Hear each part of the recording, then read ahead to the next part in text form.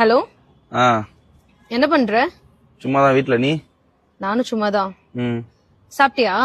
சாப்பிட்டேன். நீ? சாப்பிட்டேன். என்ன சாப்பிட்ட? சேமக்கிழங்கு வச்சு காரக்குழம்பு. சேமக்கிழங்கா? அது உனக்கு தெரியாதுரி. உங்க வீட்ல என்னது? Egg rice. முட்டை சோறா? ஆமா.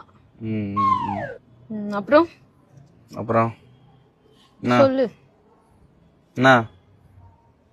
ம் ம் சொல்லு. சொல்லு. நீ சொல்லு. நீ சொல்லு. நீ சொல்லு. சாப்பிட்டியா? சாப்பிட்ட, நீ அதான் சொன்னல. சரி, என்ன பண்ற?